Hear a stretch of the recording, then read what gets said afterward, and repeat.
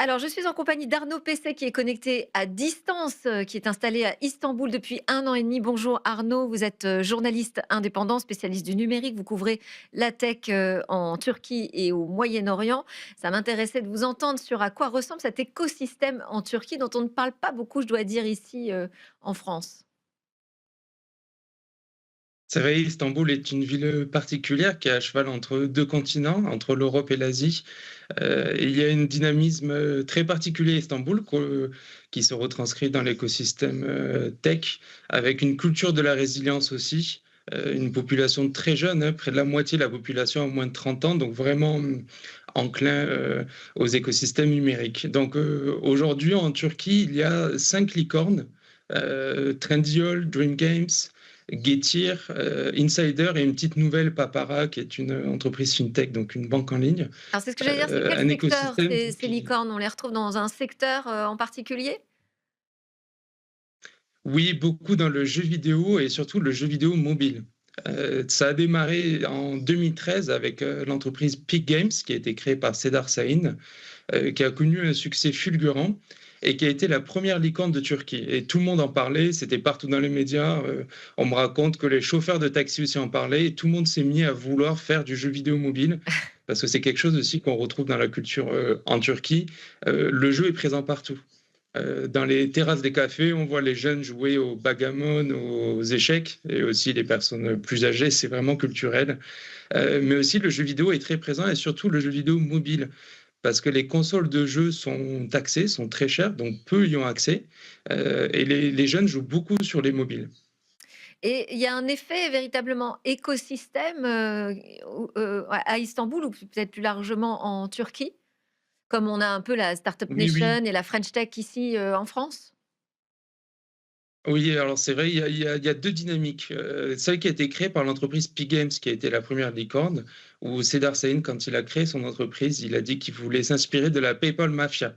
Donc, Ah oui. Elon Musk, Peter Thiel, et cetera et il a réussi. Il a réussi parce que, ils ont fait une vingtaine de petits, de startups qui sont devenus absolument majeurs et notamment en particulier l'entreprise Dream Games, qui a créé le jeu Royal Match. Vous avez peut-être déjà vu, il y a beaucoup de publicités en ligne de ce Oui. jeu-là, et qui a réussi à détrôner Candy Crush sur son propre marché aux États-Unis.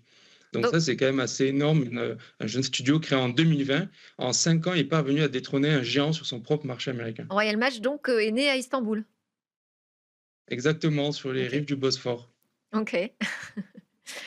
Donc des micros, écosystèmes. Est-ce qu'il y a une ambition gouvernementale autour du nombre de licornes ou c'est pas du tout l'enjeu, là-bas? On est plus sur, des stratégies, de choix technologiques, et d'investissements importants, je sais pas, dans les humanoïdes, l'intelligence artificielle? Il y a une grande ambition, oui. Alors, le projet s'appelle Turkorn 100. Donc voilà, ils appellent les licornes turques les turcornes et l'idée, c'est d'avoir une centaine de licornes, d'ici 2030. Ah Donc ça oui, fait quand même court quand on sait qu'aujourd'hui, il y en a que 5. Donc bon, c'est quand même beaucoup du marketing. Mais il y a une vraie volonté, et un soutien du gouvernement, et l'arme secrète qui a fait le succès des studios de jeux vidéo et qui leur permet de recruter des joueurs à travers le monde, c'est un système de cashback sur, les investissements publicitaires, jusqu'à 60. Donc, si une entreprise de jeux investit, 1 000 000 $ par exemple dans la publicité sur Facebook pour recruter des joueurs, et bah, presque la moitié, ou plus de la moitié même, jusqu'à 600 000 $ va être remboursée par l'État. d'accord. Et alors à la tête de ces entreprises, tech en Turquie, on retrouve quel type de profil? Ici, on a vraiment un profil type, très, HEC, voilà, homme blanc, bref.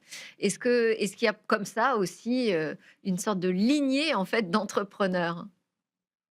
C'est pas aussi défini, parce que c'est encore assez nouveau et cet écosystème, il a à peine une dizaine d'années, mais une des particularités, c'est qu'on retrouve beaucoup de femmes.